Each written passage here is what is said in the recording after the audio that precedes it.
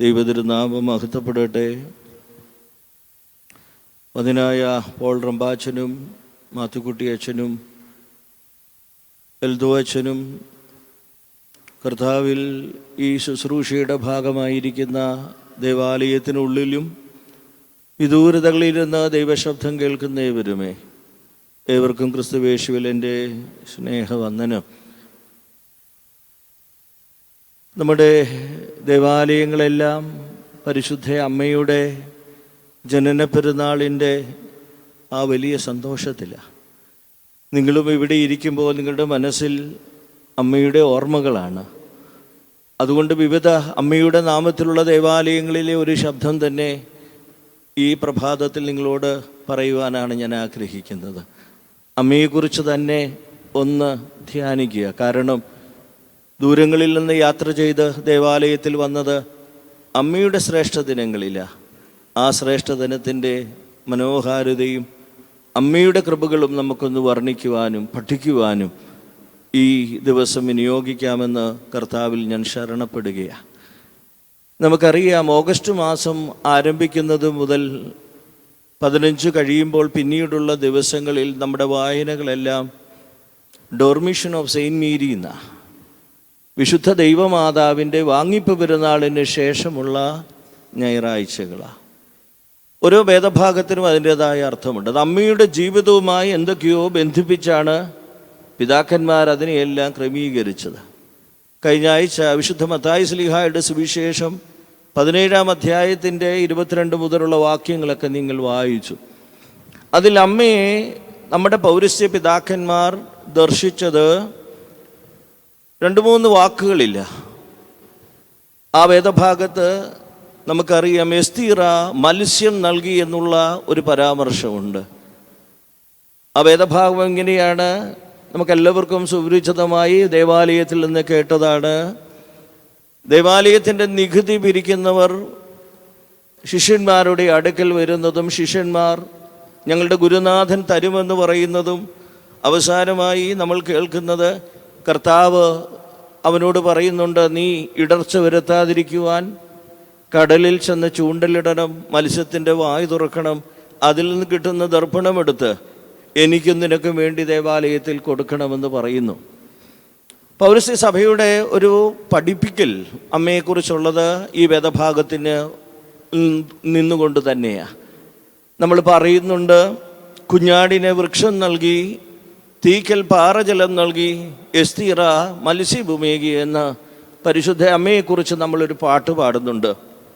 അതിൻ്റെ ഉദ്ദേശം ഇത്രയേ ഉള്ളൂ: കന്യകയിൽ നിന്ന് എങ്ങനെ കന്യകാത്വം നഷ്ടപ്പെടുത്താതെ, വെർജിനിറ്റി നഷ്ടപ്പെടുത്താതെ കുഞ്ഞെങ്ങനെ ജനിക്കും? ഇത് ലോകം ചോദിക്കുന്ന ചോദ്യമാണ്. കന്യകയായി നമ്മൾ പറയുന്നു, അമ്മ വിവാഹത്തിന് മുമ്പും കന്യകയായിരുന്നു, പ്രസവിച്ചതിന് ശേഷവും കന്യകയാണ്. അമ്മയെക്കുറിച്ചുള്ള നമ്മുടെ വിശ്വാസം നിത്യ കന്യകയെന്ന്.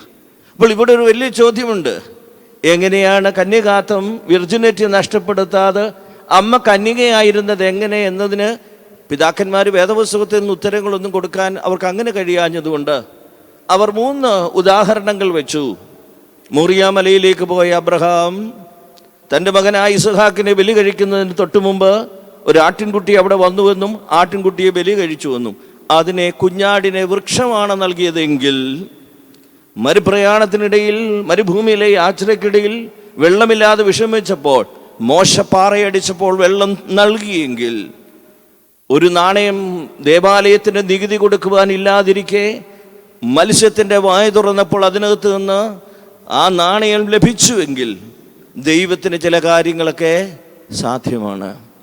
ദൈവത്തിന് അസാധ്യമല്ല എന്ന് വരുത്തുവാൻ പിതാക്കന്മാർ പറഞ്ഞു, കുഞ്ഞാടിനെ വൃക്ഷം നൽകിയെങ്കിൽ, അതുപോലെ തീക്കൽ പാറജലം നൽകിയെങ്കിൽ, എസ്തീറ മത്സ്യം നൽകിയെങ്കിൽ, കന്യകയെ ആക്ഷേപിക്കുന്നവരെ നിങ്ങളോട് പറയുന്നു, ഈ അത്ഭുതങ്ങൾ നിങ്ങൾ ദർശിക്കുക. അങ്ങനെയാണെങ്കിൽ കന്യകയായി തന്നെ കുഞ്ഞിനെ പ്രസവിക്കുവാൻ ദൈവത്തിൻ്റെ അമ്മയ്ക്ക് കഴിയുമെന്ന് പിതാക്കന്മാർ സാക്ഷിച്ചു. അതിൽ ആ വേദഭാഗത്തിൻ്റെ അവസാനത്തെ ഒരു ചിത്രം എന്നെ ഇഷ്ടപ്പെടുത്തി. നമുക്കറിയാം, ആ വേദഭാഗത്ത് പറയുന്നത്, പത്രോസിനോട് പറയുന്നു, നീ പോയി കടലിൽ ചെന്ന് ചൂണ്ടലിടുക. ഇത് ഗലീലായുടെ കടലെന്നൊന്നും നമുക്ക് പറയാൻ പറ്റില്ല. ഒരു ചെറിയ തടാകത്തെക്കുറിച്ചാണ്. തടാകത്തിൽ അക്കാലം അത്രയും ശിഷ്യന്മാരെ വിളിക്കുമ്പോൾ അവരെല്ലാവരും ചെയ്തിരുന്നത് എങ്ങനെയാണ്? അവർ വലിയൊരു വലയെറിഞ്ഞാണ്, നെറ്റിട്ടാണ് മീൻ പിടിച്ചുകൊണ്ടിരുന്നത്. ഇന്നേ ദിവസം മാത്രം കർത്താവ് പത്രോസിനോട് പറയുന്നു, നീ പോകണം, വലയെറിയരുത്, ഞാൻ നിനക്ക് വേണ്ടി കരുതിയിട്ടുണ്ട്, വലയെറിയരുത്. പക്ഷെ എന്ത് ചെയ്യണം? നിന്റെ കയ്യിലൊരു ഫിഷ് ഹുക്കുണ്ട്, ചൂണ്ടലെന്ന് നമ്മൾ പറയും, ചൂണ്ടൽ ഉപയോഗിച്ച് മീൻ പിടിക്കുക. ഇക്കാലം അത്രയും പത്രോസിൻ്റെ പരിചയം മറ്റൊന്നുമല്ല, വലിയ നെറ്റെറിഞ്ഞ് മീൻ പിടിക്കുന്നവരാണ്. ഇന്നേ ദിവസം പറയുകയാണ്, നീ പിടിക്കേണ്ടത് വലിയ വലകളൊന്നും ഉപയോഗിക്കേണ്ട, മറിച്ച് ഒരു ചെറിയ ഒരു ഫിഷ് ഹുക്കിലൂടെ അല്ലെങ്കിൽ ചെറിയ ചൂണ്ടലിലൂടെ ഒരു മീനിനെ പിടിക്കുക. ആദ്യം കിട്ടുന്ന മീൻ, അതിൻ്റെ അർത്ഥം വീണ്ടും നിന്റെ മനസ്സ് ഓടും, അയ്യോ എനിക്ക് എന്തൊക്കെയോ കിട്ടി, എന്നാൽ അടുത്ത മീനിനെയും കൂടെ പിടിക്കാമെന്നൊരു മനസ്സ് തോന്നുന്നെങ്കിൽ അതൊരിക്കലും ആഗ്രഹിക്കരുത്. നിന്റെ ജീവിതത്തിൽ എന്ത് മതി? ഇത്രയും മതി. നിന്റെ ജീവിതത്തിനും എനിക്കും വേണ്ടത് കൊടുക്കുവാൻ ആ ഒരു ഫിഷ് അല്ലെങ്കിൽ ഈ മീനിൻ്റെ വായിലുണ്ട് എന്ന് ദൈവം തമ്പുരാൻ പറയുക. എന്നാൽ അവിടെ കർത്താവ് പഠിപ്പിച്ച വാക്കെന്നെ ഇഷ്ടപ്പെടുത്തി. എന്താണെന്നറിയാവോ?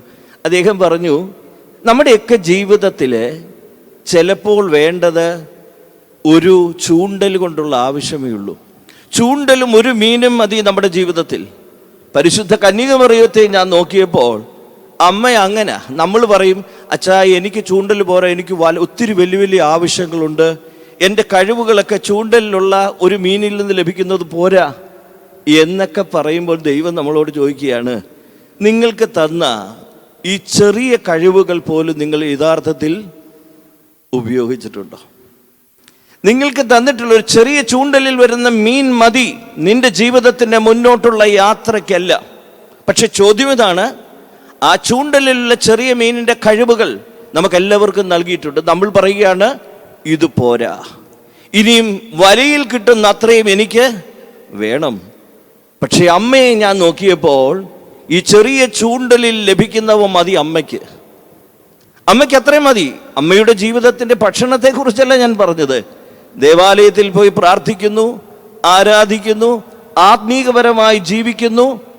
അമ്മ ആരും അറിയാതെ പ്രാർത്ഥിക്കുന്നു, നമ്മളും പ്രാർത്ഥിക്കുന്നു, ഇല്ലേ? നമ്മളും പ്രാർത്ഥിക്കുന്നു, അമ്മയും പ്രാർത്ഥിച്ചു. എന്താ വ്യത്യാസം? നമ്മളും ഉപവസിച്ചു, അമ്മയും ഉപവസിച്ചു. എന്താ വ്യത്യാസം? ഇവിടെ എന്തോ വ്യത്യാസമുണ്ട്. നാമും പ്രാർത്ഥിക്കുന്നുണ്ട്. ഒരു ചെറിയ ചൂണ്ടലിലെ ആഗ്രഹമാണ്, ആവശ്യമാണ് അമ്മ ചെയ്തത്. അമ്മ കൂടുതലൊന്നും ചെയ്തില്ല. അമ്മയും ദേവാലയത്തിൽ പ്രാർത്ഥിക്കുകയായിരുന്നു 13 വർഷത്തോളം. നിങ്ങളും സമയം കിട്ടുമ്പോൾ പള്ളിയിൽ വന്നിരിക്കുക, നമ്മളും ധ്യാനിക്കുകയാണ്, ഉപവസിക്കുകയാണ്, സാമൂഹിക പ്രതിബദ്ധതയോടെ നമ്മൾ പ്രവർത്തിക്കുന്നുണ്ട്. ഈ ചെറിയ കാര്യങ്ങളൊക്കെ നമ്മൾ ചെയ്യുമ്പോൾ അമ്മയും ഇതേ ചെറിയ കാര്യങ്ങളാണ് ചെയ്തതെങ്കിലും അമ്മ ചെയ്തപ്പോൾ അത് അമ്മയുടെ ഉള്ളിൽ നിന്നുണ്ടാകുന്ന ഒരു ശബ്ദമായിരുന്നു. നമ്മൾ പ്രാർത്ഥന വിവിധങ്ങളായ ആവശ്യങ്ങളും ആഗ്രഹങ്ങളുമാണ്. അമ്മ ദൈവത്തെയാണ് സ്തുതിച്ചുകൊണ്ടിരുന്നതെങ്കിൽ ആ പ്രാർത്ഥന ആദിയോടന്തം ആ പ്രാർത്ഥന. അതുകൊണ്ട് ഈ വേദഭാഗം വായിച്ചപ്പോൾ എന്നെ ഒത്തിരി ഇഷ്ടപ്പെടുത്തി. എന്താണെന്നറിയാവോ? എൻ്റെ നിങ്ങളുടെ ജീവിതത്തിൽ ചൂണ്ടലിൽ കിട്ടുന്ന ഒരു മീനിൻ്റെ ആവശ്യമുള്ളൂ. പക്ഷേ നമ്മളത് ചെയ്യുന്നുണ്ട്. പക്ഷേ നമ്മൾ ഒരിക്കൽ പോലും അതിൽ സംതൃപ്തിയിലേക്ക് വരുന്നില്ല. ഇവിടെയാണ് അമ്മയുടെ ജീവിതത്തിലെ ചില കാര്യങ്ങളൊന്ന് നിങ്ങളുടെ ശ്രദ്ധയിൽ കൊണ്ടുവരുവാൻ ഞാൻ ആഗ്രഹിക്കുന്നത്. നമ്മുടെ ജീവിതത്തിൽ വലിയ വലകളുടെ ആവശ്യമില്ല. കർത്താവ് നമ്മളോട് പറഞ്ഞ ഒരു വാക്ക് പത്രോസിനോട് പറയാണ്, ആദ്യം കിട്ടുന്ന മീൻ തുറക്കണം. വീണ്ടും നിനക്ക് തോന്നും 2 നാണയം കിട്ടിയല്ലോ, എന്നാൽ 4 കിട്ടാൻ വീണ്ടും 1 പോകാൻ ശ്രമിക്കും. ഇതാണ് നമ്മൾ. അമ്മ എന്താണെന്ന് ചോദിച്ചാൽ ആ 2 കിട്ടിയപ്പോൾ അവിടെ നിൽക്കും. നമ്മൾ വീണ്ടും 4 6 8 ഓടുമ്പോൾ അമ്മ നമ്മളോട് പറയുന്നു, ഇതാണ് നിങ്ങളും ഞാനും തമ്മിലുള്ള വ്യത്യാസം. പ്രാർത്ഥനയിൽ എന്തെങ്കിലും ലഭിച്ചാൽ വീണ്ടും അനുനിമിഷം നമ്മൾ പ്രാർത്ഥിക്കുന്നു കൂടുതൽ കൂടുതൽ ലഭിക്കാൻ. അമ്മ ഇതുവരെയും പ്രാർത്ഥിച്ചിട്ടില്ല. അമ്മ എങ്ങനെ പ്രാർത്ഥിക്കുന്നില്ല? അമ്മ ഉപവസിക്കുന്നുണ്ട്, വേണ്ട എന്നല്ല, ഉപവാസം ആവശ്യമാണ്. പക്ഷേ ഉപവാസത്തിന് വീണ്ടും വീണ്ടുമുള്ള ഘട്ടങ്ങളിൽ നമ്മുടെ ദൈനംദിന ആവശ്യങ്ങളെ ചേർത്ത് വെക്കുകയല്ല അമ്മ. അമ്മയ്ക്ക് വേണ്ടത് ദൈവം കൊടുക്കുന്നുണ്ട്. അവിടെയാണ് അമ്മ നമ്മളോട് പറഞ്ഞത്, ചൂണ്ടലിൽ ലഭിച്ച മീനിൻ്റെ അതിൽ നിന്ന് ലഭിക്കുന്ന 2 നാണയങ്ങളുടെ സന്തോഷമുണ്ടല്ലോ, ഇത് നമ്മുടെ ജീവിതത്തിൽ എപ്പോൾ വരും? നിങ്ങൾ പ്രാർത്ഥിക്കുന്നു, പ്രാർത്ഥനയുടെ ഒരു ആനന്ദം ലഭിച്ചിട്ടുണ്ടോ? നിങ്ങൾ ഉപവസിക്കുന്നു, ഉപവാസത്തിൻ്റെ ഒരു ആനന്ദം ലഭിച്ചിട്ടുണ്ടോ? നിങ്ങൾ പലർക്കും സാമൂഹികപരമായി ചെന്നിട്ട് സോഷ്യൽ സർവീസൊക്കെ ചെയ്യുന്നു, ഇല്ലേ? പക്ഷേ നമുക്ക് സന്തോഷം ലഭിക്കുന്നു. അതുകൊണ്ട് നാം ചെയ്യുന്ന പ്രവർത്തനങ്ങൾ നമ്മളെ സന്തോഷിപ്പിക്കുമ്പോഴാണ് നമ്മുടെ ചൂണ്ടലിലുള്ള ഒരു മീനിൻ്റെ ആനന്ദം നമുക്ക് ലഭിക്കുന്നത്. നമ്മൾ നമ്മുടെ മക്കളെക്കുറിച്ച് പറയും, ആ കുഞ്ഞുങ്ങളുടെ കഴിവുകളൊന്നും എനിക്കില്ല. ദൈവം പറയുന്ന നിന്റെ കുഞ്ഞിന് തന്ന കഴിവ് ഉപയോഗിച്ചാൽ തന്നെ പൂർണ്ണതയാണ്. നമ്മൾ വീണ്ടും വീണ്ടുമുള്ള യാത്രകളില്ല, ഇനിയും ചിലതുകൂടിയൊക്കെ തന്നാൽ അതുപോരാ. അത് നമ്മളോട് ചോദിക്കാൻ ദൈവം അനുവദിച്ചിട്ടില്ല. ചൂണ്ടലിലുള്ളത് മതി.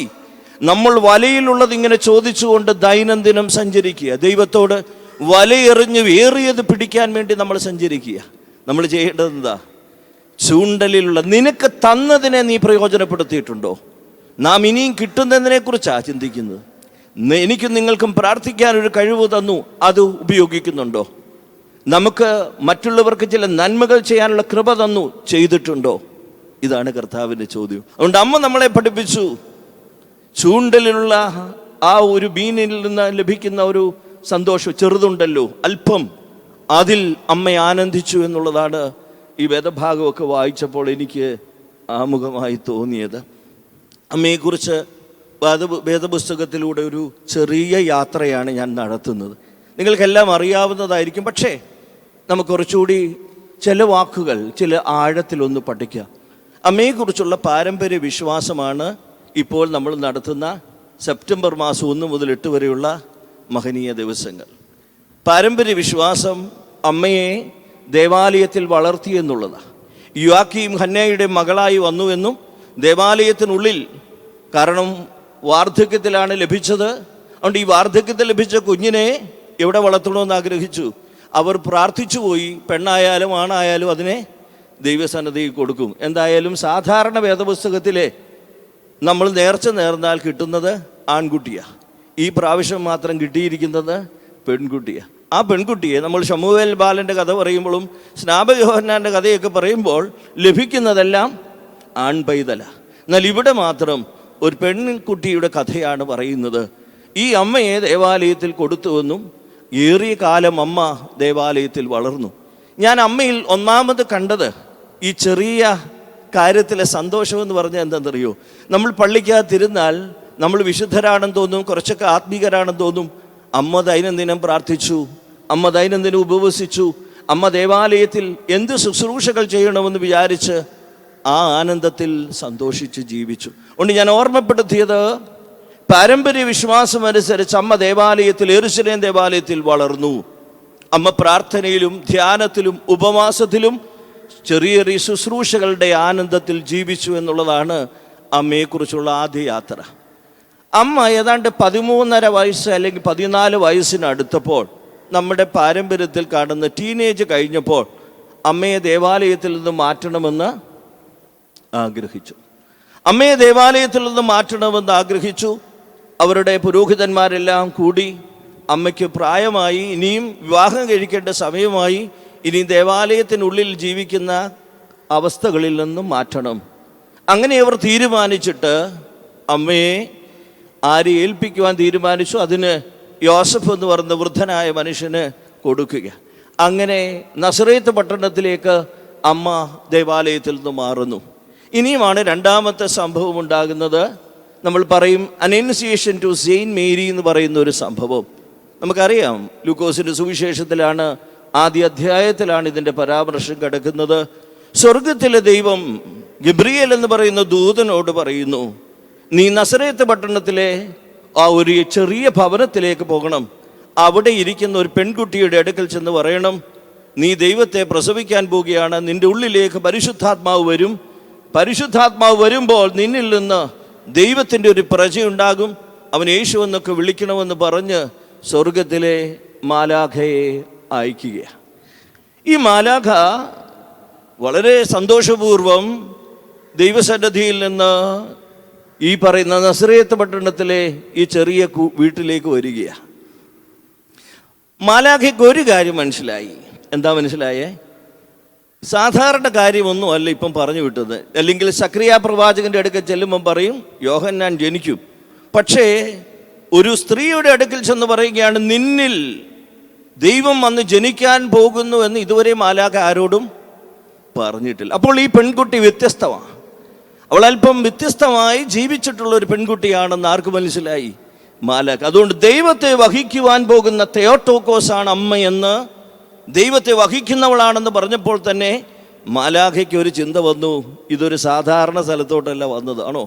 സക്രിയ പുരോഹിതനെ കണ്ടപ്പോൾ മാലാഖ കയറി വന്ദിക്കാനൊന്നും പോയില്ല. ഞാൻ ദൈവസന്നിധിയിൽ നിൽക്കുന്ന ഗബ്രിയേലാണെന്നാണ് പറഞ്ഞത്.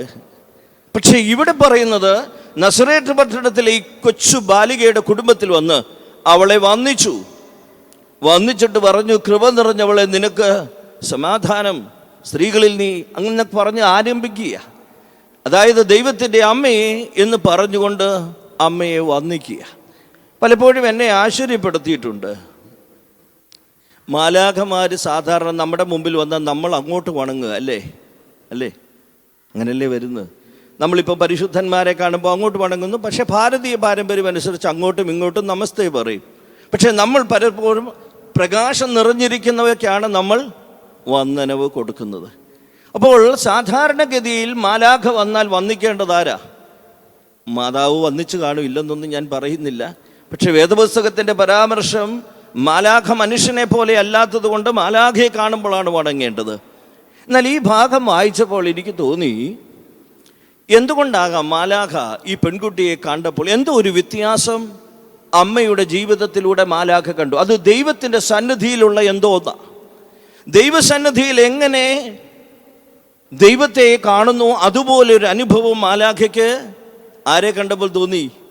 പരിശുദ്ധ അമ്മയെ കണ്ടപ്പോൾ തോന്നി. ഇതിനൊരു ഉദാഹരണം ഞാൻ പറയാം.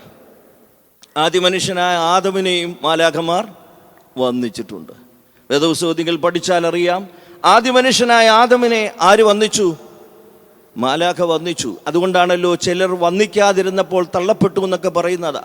അതിൻ്റെ കാരണം ഞാൻ പറയാം. ഏദോമിലെ മണ്ണെടുത്തുകൊണ്ട് വരുവാൻ മാലാഖമാരുടെ തലവനോട് പറഞ്ഞു. മാലാഖമാരുടെ തലവൻ ഏദോമിലെ മണ്ണെടുത്തുകൊണ്ട് വന്നു. ദൈവം ഒരു ഷെയ്പ്പൊക്കെ ഉണ്ടാക്കി.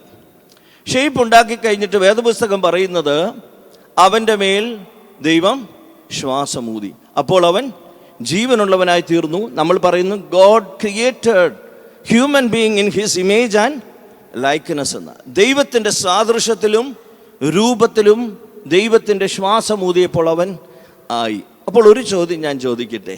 ആ ചോദ്യം വളരെ, ദൈവം എല്ലാം ഉണ്ടാകട്ടെ എന്ന് പറഞ്ഞു. മൃഗജാലങ്ങൾ ഉണ്ടായി, അല്ലേ? സസ്യങ്ങളുണ്ടായി. എല്ലാത്തിനും ജീവൻ ഉണ്ടായിരുന്നോ? ഉണ്ട്. മൃഗങ്ങൾ ഉണ്ടാകട്ടെ എന്ന് പറഞ്ഞപ്പോൾ മൃഗത്തിനെല്ലാം ജീവനുണ്ടായി. സസ്യങ്ങൾ ഉണ്ടാകട്ടെ എന്ന് പറഞ്ഞപ്പോൾ അതിനെല്ലാം ജീവൻ ഉണ്ടായി. പക്ഷെ എന്താ പ്രശ്നം? ദൈവത്തിൻ്റെ ശ്വാസമൂതിയപ്പോൾ നമുക്ക് ജീവൻ മാത്രമല്ല ലഭിച്ചത്, ദൈവത്തിൻ്റെ ശ്വാസത്തിൽ ജീവനോടൊപ്പം മറ്റെന്തോ ഒന്ന് ലഭിച്ചു. ഈ വ്യത്യാസമാണ് മാലാഖമാർ നമ്മളെ സ്തുതിക്കാനുള്ള കാരണം. ജീവനുള്ള ഒന്നിനെ അല്ല അവർ ആരാധിച്ചത്, ജീവനുള്ള ഒന്നിനെയുമല്ല അവർ വന്ദിച്ചത്. ദൈവത്തിന് ജീവനുണ്ട്, അത് മറ്റൊരു തലമാണ്. ജീവനുള്ള ഒന്നിനെയും അല്ല അവർ ആരാധിച്ചത്. പക്ഷേ ദൈവത്തിൻ്റെ ശ്വാസമൂതിയപ്പോൾ മൃഗജാലങ്ങൾക്കെല്ലാം ജീവനുണ്ട്, സസ്യങ്ങൾക്കുണ്ടാകട്ടെ എന്ന് പറഞ്ഞപ്പോൾ ജീവനുണ്ടായി. എങ്കിൽ ദൈവമൂതിയതായ മനുഷ്യൻ ജീവനോടൊപ്പം മറ്റെന്തോ ഒന്ന് ലഭിച്ചു. ആ ലഭിച്ചതാണ് നമ്മൾ പറയുന്ന പ്രകാശത്തിൻ്റെ ഒരു വസ്ത്രം. ഇതാർക്കൂടുണ്ട്? ദൈവത്തിനുള്ളതാണത്, ദൈവത്തിൻ്റെ തേജസ്സാണത്. ദൈവത്തിൻ്റെ തേജസ് എന്ന് പറയുന്ന പോലെ ഒരു അനുഭവം ദൈവം ശ്വാസമൂതിയപ്പോൾ ആർക്കൂടെ ലഭിച്ചു? നമ്മളുടെ ആദ്യ മനുഷ്യനായ ആദമിനും കൂടെ ലഭിച്ചു. അപ്പോൾ എന്ത് ചെയ്തു? മാലാഖമാർ മണ്ണെടുത്തോണ്ട് വെച്ചപ്പോൾ ഇതൊന്നും കണ്ടില്ല. രണ്ടാമത് വന്നപ്പോൾ നമ്മളാണെങ്കിൽ സംശയിച്ച് നോക്കുകയുടെ ഇതെന്താണ് ഇത് മാറിയത്? ദൈവത്തിൻ്റെ അതേ പ്രകാശം തൻ്റെ സൃഷ്ടിയുടെ രൂപമായ ആദമിനും കാണുന്നു. അപ്പോൾ ആര് വന്നിച്ചു? മാലാഖമാർ ആരെ വന്നിച്ചു? മനുഷ്യനെ വന്നിച്ചു. പിന്നീട് നിങ്ങൾക്കറിയാം, ഒരല്പകാലം കഴിഞ്ഞപ്പോൾ മനുഷ്യൻ ആ കുറവ് മാറിയപ്പോൾ മനുഷ്യൻ പറയുന്നുണ്ട്, ഞാൻ നഗ്നനായിരുന്നു. തേജസ്സിൻ്റെ വസ്ത്രത്തിൽ നിന്ന് വീണ്ടും അവന് ആദ്യത്തെ ജീവൻ മാത്രമുള്ള അവസ്ഥയിലേക്ക് മാറി. മൃഗത്തിൻ്റെ ഒരു അവസ്ഥ. രണ്ടാമത്തെ ഒരു സാധനം അങ്ങ് മറഞ്ഞുപോയി. എന്താ? തേജസ് എന്ന് പറയുന്നത് പോയി. പിന്നെന്ത് മാത്രമേ ഉള്ളൂ? ജീവൻ. അപ്പോൾ ജീവൻ വന്നപ്പോൾ അവൻ പറഞ്ഞു, മൃഗങ്ങൾക്ക് നോക്കിയിട്ട് രോമമൊക്കെ ഉണ്ട്, നമുക്ക് മാത്രം ഒട്ടുമില്ല എന്നൊക്കെ മനുഷ്യന് തോന്നി. അവൻ പറഞ്ഞു, ഞാനൊരു നേക്കഡാണ്, ഞാൻ നഗ്നനാണെന്നൊക്കെ ആര് പറഞ്ഞു? മനുഷ്യൻ പറയുന്നതായിട്ട് വേദോസ്. അബ്രഹാം അല്ലെങ്കിൽ ആദം നോക്കിയിട്ട് പറഞ്ഞു, ദൈവമേ ഞാൻ നഗ്നനാണ്. അപ്പോൾ ചോദിച്ചു, നീ ഭക്ഷണം കഴിച്ചോ, ആവശ്യമില്ലാത്തത് കഴിച്ചോ എന്നൊക്കെ ദൈവം തമ്പുരാൻ ചോദിക്കുന്നുണ്ട്. അപ്പോൾ ഇവരുടെ ഒന്നാമത്തെ ഉത്തരമാണ് ഞാൻ പറഞ്ഞത്. ആദ്യ മനുഷ്യനായ ആദം ദൈവത്തിൻ്റെ തേജസ് നിറഞ്ഞപ്പോൾ ദൈവത്തിൻ്റെ പ്രകാശമുണ്ടായിരുന്നു എന്നും ആ പ്രകാശത്തെ ആര് വന്നിച്ചിരുന്നു? മാലാഖമാർ സ്തുതിച്ചിരുന്നു. എന്നാൽ ഇന്ന് മാലാഖയോട് ദൈവം പറയാണ്, നീയും പോകുന്ന നസറേത്ത് പട്ടണത്തിലെ ഞാൻ ഉണ്ടാക്കിയ ഞാൻ ആരുടെ സൃഷ്ടിയാകാൻ പോവുക? ദൈവത്തിൻ്റെ അമ്മയുടെ ഒരു സ്ത്രീയുടെ ഉള്ളിൽ ജനിക്കാൻ പോവുക എന്ന് പറഞ്ഞപ്പോഴേ മാലാഖയ്ക്ക് തോന്നി എന്തോ വ്യത്യാസമുണ്ട്. വർഷങ്ങൾക്ക് മുമ്പ് ദൈവം ഇത് കാണിച്ചത് ആദവിനെ, എന്നാൽ അത് സൃഷ്ടിയായിരുന്നു. ഇത് സൃഷ്ടാവായ ദൈവം സൃഷ്ടിയുടെ ഉള്ളിലേക്ക് വരാൻ പോകുന്നു എന്ന് പറഞ്ഞപ്പോൾ മാലാഖയ്ക്ക് മനസ്സിലായി ദൈവത്തിന് അസാധ്യം. നമുക്കല്ലേ ഉള്ളൂ ദൈവത്തിന് ഇത് സാധ്യമാണോ എന്ന് ചിന്ത. മാലാഖയ്ക്ക് അറിയാം ദൈവം പറഞ്ഞതാണെങ്കിൽ ഇത് സാധ്യമാണ്. Nothing is impossible. ദൈവത്തെ സംബന്ധിച്ചതൊന്നും അസാധ്യമല്ല. അതുകൊണ്ട് മാലാഖമാർ വിശ്വസിച്ചു, ഇവൾ ദൈവത്തെ വഹിക്കുന്നുവെന്ന രണ്ടാമത്തെ സ്വർഗമാ. സ്വർഗത്തിൽ നിന്ന് ദൈവപുത്രൻ ആരുടെ ഉദരത്തിൽ വരുന്നോ അത് രണ്ടാമത്തെ സെക്കൻഡ് ഹെവനാ. രണ്ടാമത്തെ സ്വർഗമായി അമ്മ മാറുന്നു, ഒരു പെൺകുട്ടി. ഇവിടെ വന്നു കഴിഞ്ഞപ്പോൾ മാലാഖ വന്നു, നസറേത്ത് പട്ടണത്തിൽ വന്ന് അകത്തോട്ട് നോക്കിയപ്പോൾ അമ്മ പ്രാർത്ഥന കൊണ്ടും ജീവിതം കൊണ്ടും, ഞാൻ അതാ പറഞ്ഞത്, നമ്മളും പ്രാർത്ഥിക്കുന്നു, അമ്മയും പ്രാർത്ഥിച്ചു. നമ്മൾ ഉപവസിക്കുന്നു, അമ്മയും ഉപവസിച്ചു. പക്ഷേ അമ്മയുടെ പ്രാർത്ഥന ചൂണ്ടലിൽ ചെറിയത്, ഇത് മതി. ആ പ്രാർത്ഥനയുടെ ആഴത്തിൽ അമ്മ ജീവിച്ചത് കൊണ്ട് ഏദന്റെ പറുദീസായിൽ ആദത്തിന് നഷ്ടപ്പെട്ടു പോയ പ്രകാശം പ്രാർത്ഥന കൊണ്ട് ഉപവാസം കൊണ്ട് ആര് നേടി? അമ്മ നേടിയപ്പോൾ മാലാഖമാരുടെ തലവനായ ഗബ്രിയേൽ നോക്കി ആരെ വന്നിച്ചു? അമ്മയെ വന്നിച്ചു. അതുകൊണ്ട് നമുക്ക് നൽകുന്ന ഒരു സന്ദേശം ഇതാ. എന്താ? ദൈവത്തിൻ്റെ ദൂതൻ വന്നിച്ചതായ മറിയത്തെ നാമും വന്ദിക്കണം. കാരണം അതോടൊപ്പം അമ്മ ഒന്നുകൂടി പറഞ്ഞു, പ്രാർത്ഥനയും ഉപവാസവും ഇതിൻ്റെ രീതിയിൽ ചെയ്താൽ നമുക്ക് എവിടെത്താം? ആ പ്രകാശത്തിൻ്റെ അവസ്ഥയിലേക്ക് ഉയരാം എന്നതിൻ്റെ തെളിവാണ് ആര്? പരിശുദ്ധ കന്യക മറിയാം. അതുകൊണ്ട് ഈ ഒരു ചിത്രമാണ് ആദ്യം ഞാൻ വെച്ചത്. അമ്മ പഠിച്ച പ്രാർത്ഥന ഉപവാസവും നമ്മളും ചെയ്യുന്നുണ്ട്. പക്ഷേ നമുക്ക് ആ തേജസ്സിൻ്റെ, നമുക്ക് വിശുദ്ധ മാമോദീസായിലൂടെ നമ്മൾ പറയുന്നുണ്ട്, ആ തേജസ്സിൻ്റെ വസ്ത്രമുണ്ടെങ്കിലും ആ കാഴ്ചയിൽ നമ്മൾ എത്തണമെങ്കിൽ നമ്മളും ആ പ്രാർത്ഥനയുടെ നമുക്ക് കൂദാശകളിലൂടെ നൽകാനേ പറ്റത്തുള്ളൂ. അതിൻ്റെ തേജസ്സിലെത്തണമെങ്കിൽ നാം അത് വീണ്ടും വീണ്ടും പ്രകാശിപ്പിച്ചുകൊണ്ടിരിക്കണം. കൂദാശകളിലൂടെ ലഭിച്ചതായ ആ തേജസ് നമ്മളിൽ പ്രോജ്വലിക്കണമെങ്കിൽ നമ്മൾ പ്രാർത്ഥന കൊണ്ടും ഉപവാസം കൊണ്ടും അമ്മ പറഞ്ഞതുപോലെ അമ്മയുടെ പ്രാർത്ഥനാ ജീവിതം, അമ്മയുടെ ഉപവാസത്തിൻ്റെ ജീവിതം, അമ്മയുടെ ധാർമ്മികപരമായ ഉത്തരവാദിത്തങ്ങൾ, ഇത് ചെയ്യുവാൻ നമുക്ക് കഴിയണം. അതാണ് ഒന്നാമത് എനിക്ക് നിങ്ങളുടെ ശ്രദ്ധയിൽ കൊണ്ടുവരാനുള്ളത്. രണ്ടാമത്, ഈ അമ്മയിൽ കുഞ്ഞ് ജനിച്ച് അല്ലെങ്കിൽ ഉള്ളിലേക്ക് വന്നു കഴിഞ്ഞപ്പോൾ അമ്മയ്ക്ക് ഭയങ്കര ധൃതിയായി. വേദപുസ്തകം അങ്ങനെ പറയുന്നല്ലേ. ദൈവമാണ് നമ്മുടെ ഉള്ളിൽ വരുന്നതെങ്കിൽ നമ്മൾ സാധാരണ നമ്മളെ പത്രോസ് മാർ ഒസ്താത്യോസിനെയും നമ്മുടെ ഗീവർഗീയസ് മാർ ഒസ്താത്യോസ് പിതാവിനെയും നമ്മുടെ പരിമലമാ ഗ്രിഗോറിയോസിനെ വിശുദ്ധന്മാരെയൊക്കെ നോക്കിയാൽ ദൈവം അവരുടെ ഉള്ളിൽ വന്നപ്പോൾ അവർ ഭയങ്കരമായി അങ്ങ് എഴുന്നേൽക്കും. നിങ്ങൾക്കറിയാം, അവരങ്ങ് സുവിശേഷത്തിലും ആത്മീയതയിലും ഒക്കെ അങ്ങ് എഴുതും. കാരണം ഇത് തന്നെ അമ്മയ്ക്കും പറ്റിയത്. ഉള്ളിൽ ആരാ വന്നത്? ദൈവത്തിൻ്റെ പുത്രൻ വന്ന് ജനിച്ചു. ദൈവപുത്രനായ ക്രിസ്തു അമ്മയുടെ ഉള്ളിൽ വന്നപ്പോഴത്തേന് അമ്മ എന്ത് ചെയ്തു? ഭയങ്കര ധൃതിയായി. എങ്ങോട്ടാ പോകുന്നത്? ആ മാലാഖ ഒരു കാര്യം പറഞ്ഞിട്ട് പോയി, നിന്റെ ചാർച്ചക്കാരി എലിസബത്ത് 6 മാസം ഗർഭവതിയാണ്. ഇത് കേട്ടപ്പോഴത്തേനെ അത്രേ പറഞ്ഞുള്ളൂ. അപ്പോഴത്തേന് ഉള്ളിൽ വന്നതായ ദൈവത്തിൻ്റെ പുത്രൻ പറഞ്ഞു, വഴിയൊന്നും അറിയത്തില്ല. അമ്മയ്ക്ക് 13-14 വയസ്സേ ഉള്ളൂ. ഈ അങ്ങനൊന്നും സഞ്ചരിച്ച ജീവിതശൈലിയൊന്നും ഇല്ല അമ്മയ്ക്ക്. അമ്മയ്ക്ക് ഉള്ളിൽ കിടക്കുന്ന ദൈവം പുത്രൻ പറഞ്ഞു കൊടുത്തു വഴി എങ്ങനെയാണ്. മലനാട്ടിലേക്ക് പോയി സക്കറിയാവിൻ്റെ ഭവനത്തിൽ പോകാനുള്ള വഴി ആരാ പറഞ്ഞു കൊടുത്തത്? നമ്മുടെ ഗൂഗിൾ മാപ്പൊന്നും ഇല്ലുണ്ടോ? നമുക്കാണെങ്കിൽ ഇപ്പോൾ ഗൂഗിളൊക്കെ ഇട്ട് പോകണം. പക്ഷേ അന്ന് അമ്മയുടെ ഉള്ളിലിരുന്ന പുത്രൻ അമ്മയോട് പറഞ്ഞു, അമ്മ ഇങ്ങനെ സഞ്ചരിച്ചാൽ മതി, ഞാൻ ആ ഭവനത്തിൽ നിന്നെ എത്തിക്കാം, നീ അതിനെക്കുറിച്ച് വിലപിക്കേണ്ട. കാരണം നിന്റെ ഉത്തരവാദിത്തമാണ്. എൻ്റെ ചാർച്ചക്കാരിയായിരിക്കുന്ന എലിസബത്തിൻ്റെ ഉള്ളിൽ ജനിക്കുന്ന ഒരു വാർദ്ധക്യത്തിലുള്ള അമ്മയാണ്. അമ്മ 10-75 വയസ്സുണ്ട്. അവൾക്ക് കുഞ്ഞ് ജനിക്കുവാൻ പോകുന്നു. ഉള്ളിൽ പ്രസവിക്കുന്ന വേദനയിലാണ്. അതിനെ ശുശ്രൂഷിക്കാനുള്ള മനോഭാവത്തിലേക്ക് ആര് മാറി? അമ്മ മാറി. അമ്മ വളരെ വേഗത്തിൽ ഓടുകയാണ്. എങ്ങോട്ടാ? ആ ഗലീൽ, ആ പട്ടണത്തിൽ, മലനാട്ടിലുള്ള പട്ടണത്തിലേക്ക് പോയി. ആരെ ശുശ്രൂഷിക്കാനാ? വൃദ്ധയായ വാർദ്ധക്യത്തിലുള്ള യോഹന്നാൻ്റെ അമ്മയായ എലിസബത്തിനെ ശുശ്രൂഷിക്കാനായിട്ട് പോയി. എനിക്ക് ഇനിയുമാണ് ആ ഭേദഭാഗത്ത് ഇഷ്ടം തോന്നിയത്. ആ ഭേദഭാഗത്തിന് ഇഷ്ടം എന്താണെന്ന് ചോദിച്ചാൽ, മാലാഖമാരുടെ തലവനായ ഗബ്രിയേൽ പറയുന്നു, നിന്റെ ചാർച്ചക്കാരി എലിസബത്ത് 6 മാസം ഗർഭവതിയാണ്. ഇനിയും വേദപുസ്തകം പറയുന്നു 3 മാസം അമ്മ എവിടെ ശുശ്രൂഷ ചെയ്തെന്നാണ് പറയുന്നത്? എലിസബത്തിൻ്റെ വീട്ടിൽ ശുശ്രൂഷ ചെയ്തു. അപ്പോൾ എത്ര നാളായി? 9 മാസം.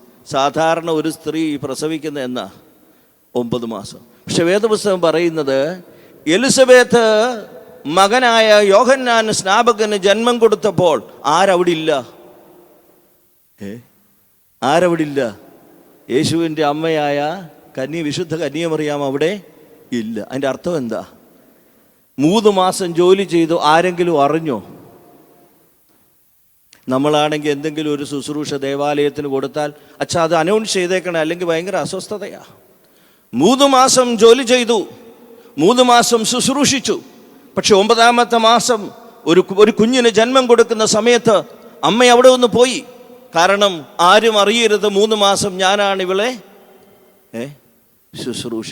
നമ്മൾ വല്ലതും 2-3 സഹോദരിമാരുണ്ട്, അപ്പനെ ആരെങ്കിലും ഒന്ന് നോക്കിപ്പോയെങ്കിൽ പിന്നെ അവരങ്ങ് തുടങ്ങും, ഞാനാണ്, നിങ്ങൾക്ക് എന്ത് അധികാരമുള്ളത്? ഈ സ്വർണ്ണമെല്ലാം എനിക്കാണ്, കാരണം ഇത്രയും നാൾ ഞാനാണ്. ഇല്ലേ? ആരുടെയും വീട്ടിലുണ്ടാകാതിരിക്കട്ടെ. നമുക്ക് നിരവധി പ്രശ്നങ്ങളാണ്. പക്ഷെ അമ്മ നമ്മളെ പഠിപ്പിച്ചു.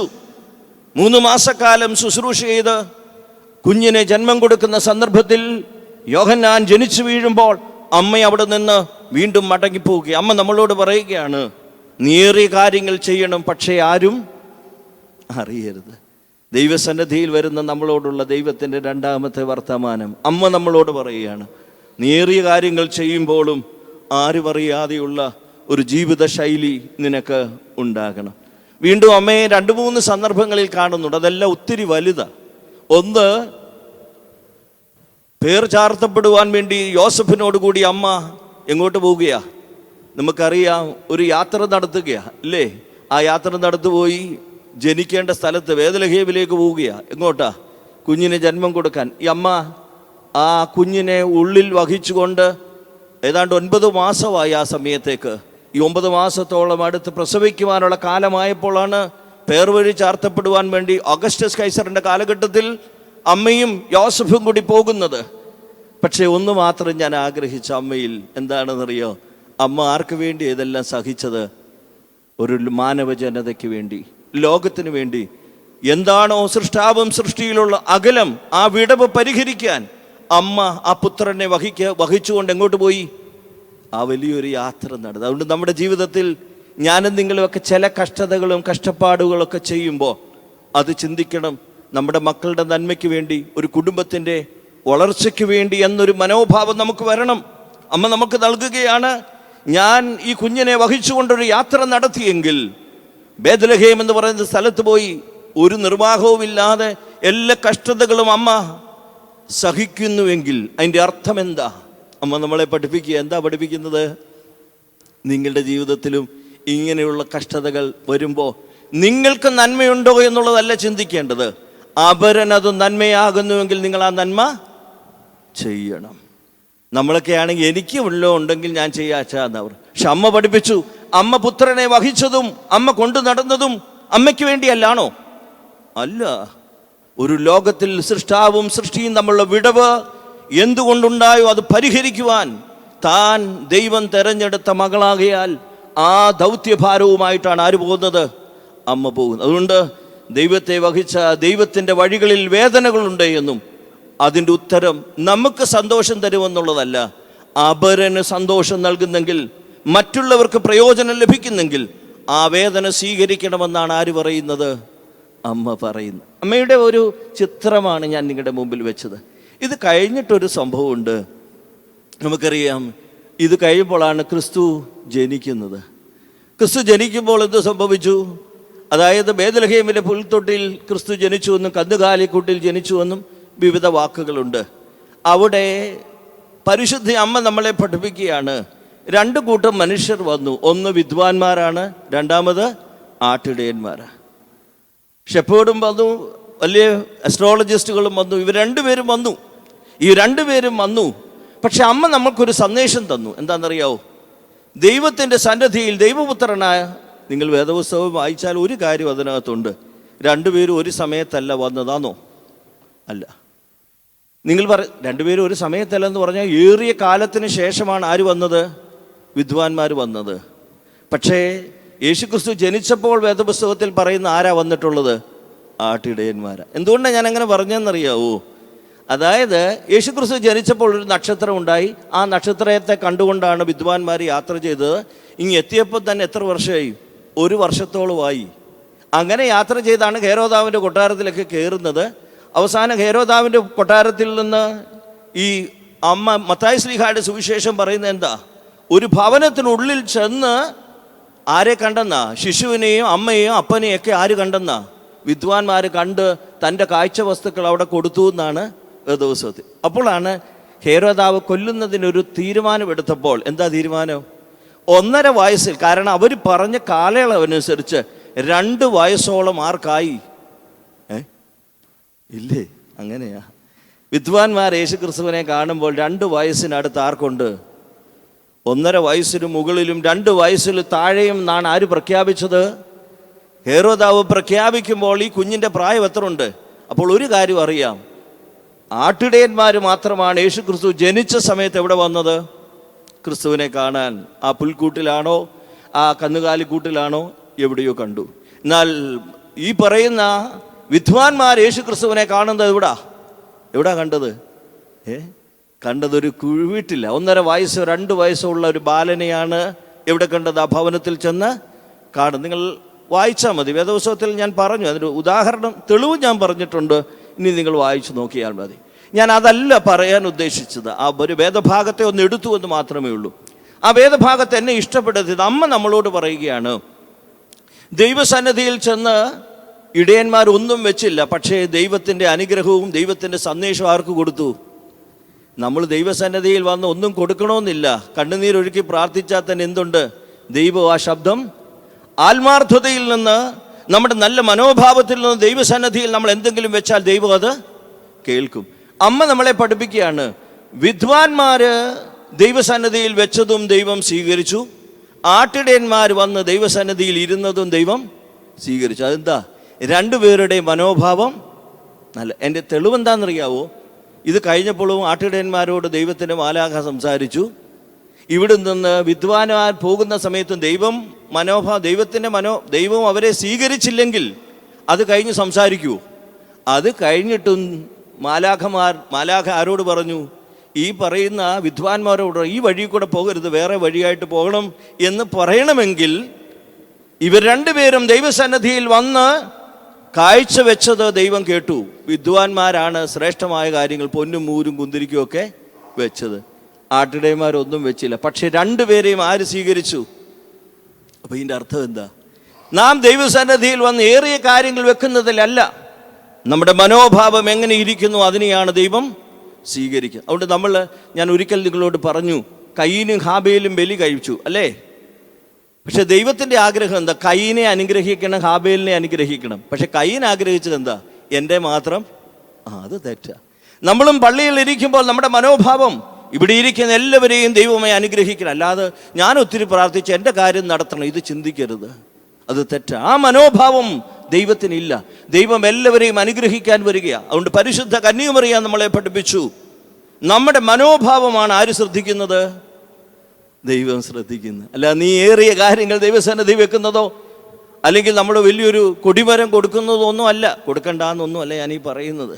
കൊടുത്തുകൊള്ളൂ, അത് നിങ്ങളുടെ. പക്ഷെ നിങ്ങളുടെ മനോഭാവത്തിൽ ഞാനാണ് ശ്രേഷ്ഠനെന്ന് തോന്നിയാൽ തെറ്റാ. ദൈവസന്നിധിയിൽ എനിക്ക് ദൈവം നൽകി, അതിൽ ഞാൻ കൊടുക്കുന്നു എന്നാണ് വിദ്വാൻമാർ ചിന്തിച്ചത്. സാധാരണ നമ്മളാണെങ്കിലേ ഈ ഒരു കൊച്ചു വലിയ രാജാവാണെന്ന് വിചാരിച്ചാൽ പൊന്നും മൂരും കുന്തിരിക്കുമായിട്ട് ആര് വന്നത്? നമ്മൾ അങ്ങനെയൊന്നും വായിക്കാത്തത് കാര്യമായി. പൊന്നും മൂരും കുന്തിരിക്കുമായിട്ട് രാജാക്കന്മാരാണെന്ന് വിചാരിച്ച ആര് വന്നത്? ഈ വിദ്വാൻമാർ വന്നത്. പക്ഷെ കണ്ടപ്പോൾ തുണി പോലും ഇല്ലാത്തൊരു പയ്യനെയാണ് കണ്ടത്. ഒരു രാജകീയ വസ്ത്രമില്ല, ഒരപ്പനും അമ്മയും ഇരിക്കുന്നു, ഒന്നും ഇല്ലാത്തൊരു കൊച്ചു വീട്ടിൽ നിൽക്കുന്നു. പക്ഷെ അവർ കൊണ്ടുവന്നത് ആർക്ക് കൊടുത്തു? അവിടെയാണ് തിരിച്ചറിവ്. നാം നിൽക്കുന്ന ദൈവസന്നിധിയുടെ ഒരു ദരിദ്രനായ കുഞ്ഞിനെ കാണുമ്പോൾ നിങ്ങളുടെ മനസ്സ്, അത് തന്നെ അന്ന് സംഭവിച്ചത്. ഒരു ദരിദ്രനായ കുഞ്ഞായിട്ടാണ് ആര് പിറന്നു കിടക്കുന്നത്? ക്രിസ്തു കിടക്കുന്നത്. പക്ഷേ അവരുടെ ഉള്ളിലെ വെളിച്ചം കണ്ടു. ഈ ദരിദ്രനായ ശിശു രാജപുത്രനേക്കാൾ വലുതാണ്, ദൈവപുത്രനാണ് എന്ന ഒരു അറിവിലേക്ക് അവർക്ക് വന്നതുകൊണ്ടാണ് കൊണ്ടുവന്ന പൊന്നും മൂരും കുന്തിരിക്കുമൊക്കെ നമ്മളാണെങ്കിൽ ഇവനാണോ കൊടുക്കേണ്ടതെന്ന് ചോദിച്ചപ്പോൾ ഇതൊക്കെ അങ്ങ് പോയേനെ. കാരണം ഇത്ര ദരിദ്രനായവന് ഇത്രയും പൊന്നും മൂരും കുന്തിരിക്കും കൊണ്ട് കൊടുക്കുവോ? ഇല്ല. അവിടെയാണ് ഞാൻ പറഞ്ഞത്, അവർ ദൈവത്തെ കണ്ടപ്പോൾ അവരുടെ മനോഭാവം മാറി. തങ്ങളുടെ യാത്രക്കിടയിൽ അവർക്കൊരു പുതിയൊരു അറിവുണ്ടായി. അതുകൊണ്ട് അമ്മ പഠിപ്പിച്ചു. എന്താ പഠിപ്പിച്ചത്? നീ ദൈവസന്നിധിയിൽ വരുമ്പോൾ നിന്റെ കയ്യിൽ എന്തുണ്ട് എന്നുള്ളതല്ല, നിന്റെ മനോഭാവമാണ് ദൈവം ശ്രദ്ധിക്കുന്നത്. അതുകൊണ്ട് അവിടെ മറന്നു പോകരുത് നിങ്ങൾ. കയീനും ഹാബേലും വന്നു. ഹാബേൽ പറഞ്ഞു ദൈവത്തിന് ഇഷ്ടം, ബലി അർപ്പിച്ചു. നീ എന്തെങ്കിലും ചെയ്തു, ആരുടേതും സ്വീകരിച്ചു, എനിക്ക് വിഷയമില്ല. കയീൻ ചിന്തിച്ചു, എൻ്റേത് ദൈവം സ്വീകരിക്കും. നമ്മൾ ചുമ്മാ അതിന് പറയും കർത്താവ് അവൻ നല്ല ആടിനെ വെച്ചു, ഇവൻ മോശം. അങ്ങനൊന്നും ഇല്ല. ദൈവത്തിന് അങ്ങനെ വല്ലതും ഉണ്ട്? ആടിനെ കൊടുത്താൽ എന്നാ, ഈ പറയുന്ന ചെറിയ പച്ചക്കറികൾ കൊടുത്താൽ എന്നാ? ദൈവത്തിന് അങ്ങനൊന്നും ഇല്ലെന്നേ. ദൈവം നോക്കുന്നത് നമ്മുടെ മനോഭാവം. അതാണ് വിധവയുടെ ചില്ലിക്കാശിനെ നോക്കുന്നവനാണ് അവൻ. അവൻ തൈലാഭിഷേകം അവൻ്റെ ദേഹത്ത് ഒഴിച്ച പാപിനിയായ സ്ത്രീയുടെ ആ തൈലത്തെ കാണുന്നവനാണ്. അവിടെ പറയുന്നത് അവളുടെ തൈലത്തേക്കാൾ വിലയേറിയതെന്ന് വേദോത്സവം പറയുന്നത് അവളുടെ മനോഭാവത്തിൽ നിന്ന്, അവളുടെ കണ്ണിൽ നിന്ന് വരുന്ന കണ്ണുനീരിനാണ്. അതുകൊണ്ട് നമ്മൾ എപ്പോഴും പറയേണ്ടത്, കണ്ണുനീരും പ്രാർത്ഥനയുടെ മനോഭാവം നമുക്കെപ്പോൾ ഉണ്ടാകുന്നു, അപ്പോൾ ദൈവത്തിൻ്റെ വലിയ ഇടപെടൽ നമ്മുടെ ജീവിതത്തിൽ ഉണ്ടാകും. അതുകൊണ്ട് അമ്മ നമ്മളെ പഠിപ്പിക്കുകയാണ് ഈ ഒരു അറിവ്. വിദ്വാൻമാർ കൊടുത്താൽ എന്താ, ആട്ടിടയന്മാർ കൊടുത്താൽ എന്താ? അവരുടെ മനോഭാവത്തിൽ നിന്ന് വരുന്നതിനെയാണ് ദൈവം തമ്പുരാൻ സ്വീകരിക്കുന്നത്. എന്നാൽ അത് കഴിഞ്ഞിട്ട് ഈ കൊച്ചു വൈതലിനെ രക്ഷപ്പെടുത്താൻ വേണ്ടി മിസ്രൈമിലേക്ക് ഓടിപ്പോകുന്നതായിട്ട് നിങ്ങൾക്കറിയാം അല്ലേ? അമ്മ ഈ കുഞ്ഞിനെയും കൊണ്ട് ഓടുകയാ. എന്തിനു വേണ്ടിയാ? ദൈവത്തെ സംരക്ഷിക്കാനുള്ള ചുമതല ആർക്ക് വന്നു? ഇല്ലേ, ജനിച്ചാൽ മാത്രം പോരല്ലോ, ഈ മകനെ സംരക്ഷിക്കണം. ഞാൻ ചോദിക്കട്ടെ, എൻ്റെ സഭയുടെ വിശ്വാസം, ആരാധന, ആത്മീകത, ഇതൊക്കെ നിങ്ങളുടെ മക്കൾക്ക് സംരക്ഷിക്കാൻ നിങ്ങൾ സംരക്ഷിച്ച് നിങ്ങളുടെ മക്കൾക്ക് കൈമാറുന്നുണ്ടോ? ഇതൊരു ചോദ്യമല്ലേ?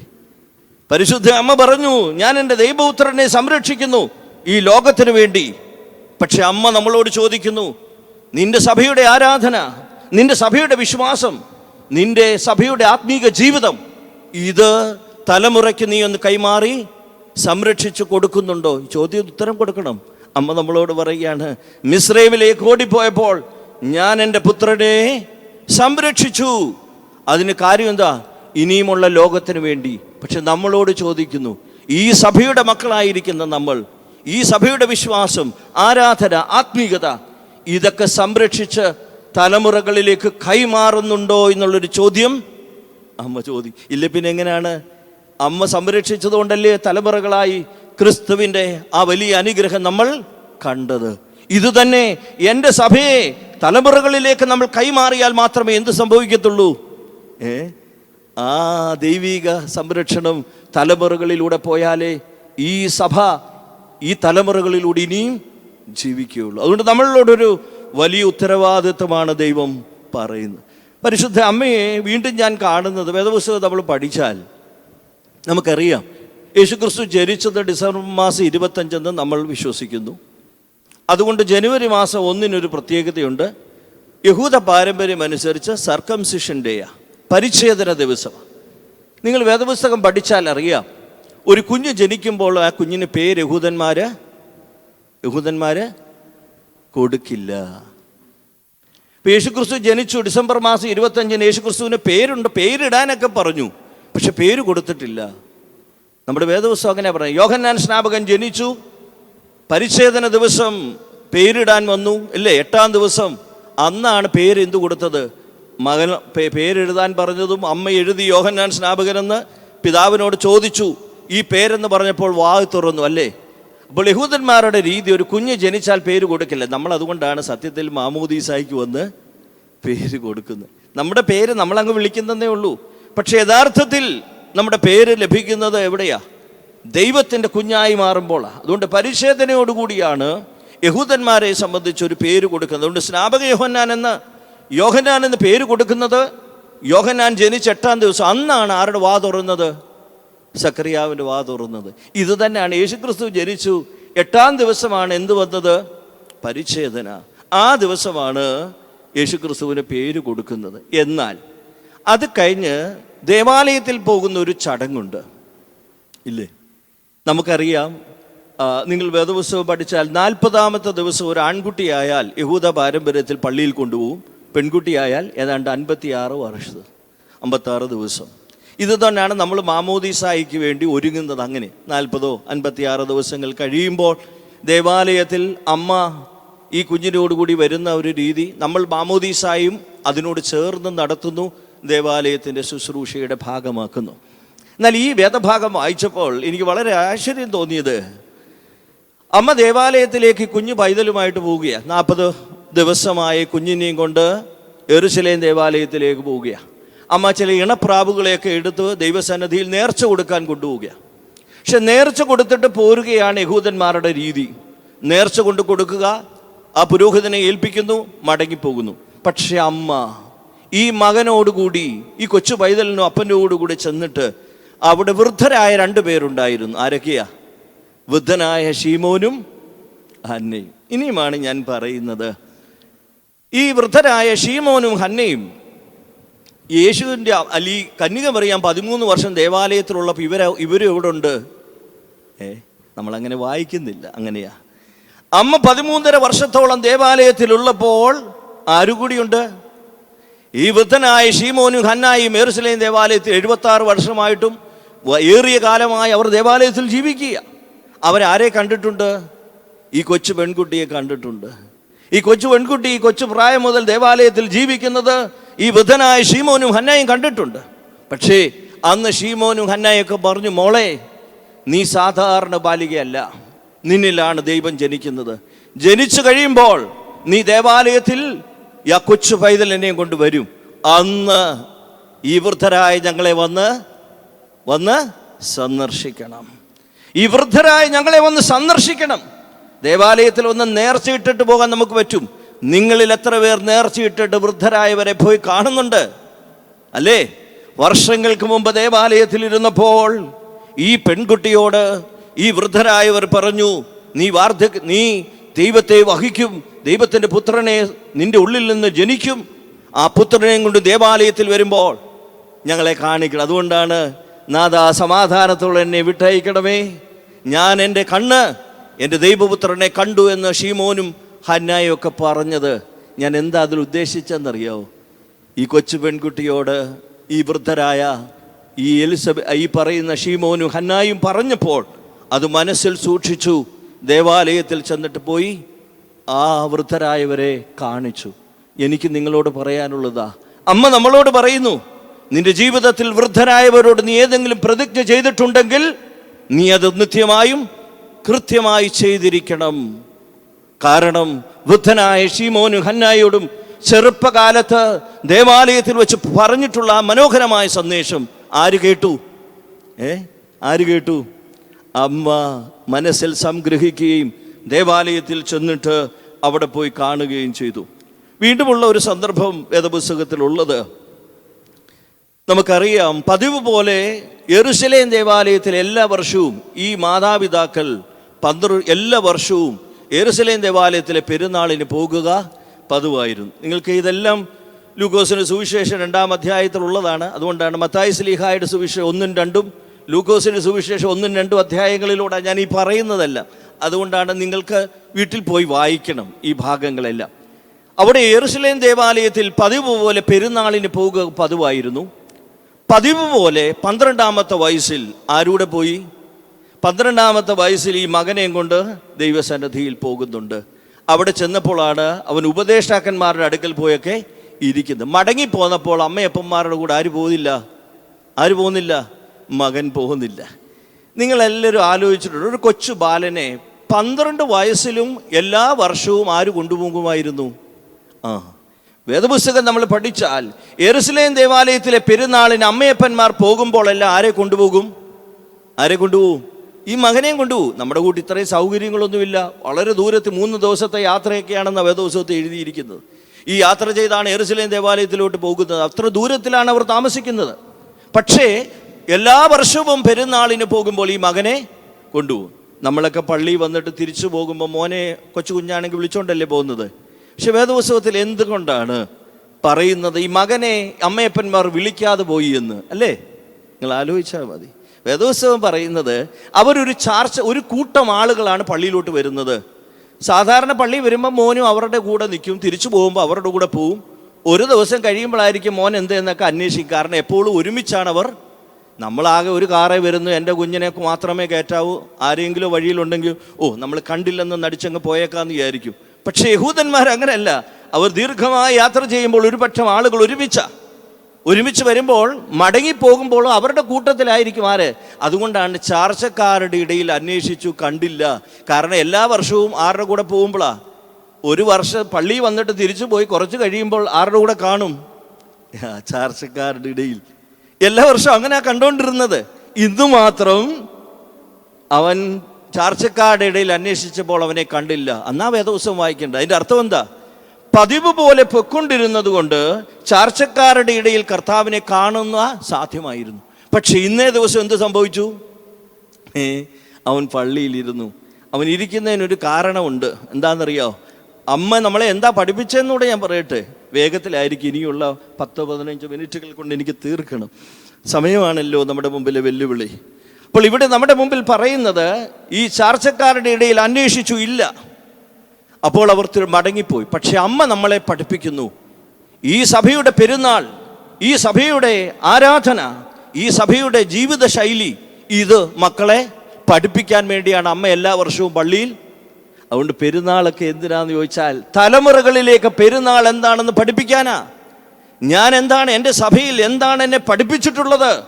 ഈ പഠിപ്പിച്ച കാര്യം ദൈവപുത്രന് അറിയാം, ഇല്ല എന്ന് ഞാൻ പറയുന്നില്ല. പക്ഷേ എങ്കിലും അമ്മ യഹൂദ പാരമ്പര്യം അനുസരിച്ച് ദേവാലയത്തിൽ കൊണ്ടുപോയി പെരുന്നാളുകൾ എന്താണ് ആരാധന, എന്താണ് ആത്മീക ജീവിതം. അതുകൊണ്ട് നമ്മൾ നമ്മുടെ മക്കളെ വിശുദ്ധ കുർബാനയ്ക്കും സൺഡേ സ്കൂളിനും ഒക്കെ കൊണ്ടുവന്ന് പഠിപ്പിക്കണം. എൻ്റെ സഭയുടെ ആരാധന എന്താണെന്ന് 12 വർഷവും പെരുന്നാളിന് കൊണ്ടുപോകുന്ന അമ്മ നമ്മളെ പഠിപ്പിക്കുന്നത് ഇതാ. എൻ്റെ കുഞ്ഞിനെ ഞാനിത് പഠിപ്പിക്കുന്നുണ്ട്. അതുകൊണ്ട് ആണ്ടുതോറും വരുന്നത് ഞാൻ പറഞ്ഞു, മകനെ മറന്നുപോയതല്ല, അവർ പോകുന്ന വഴിയിൽ അന്വേഷിക്കുമ്പോൾ കാണുകയും.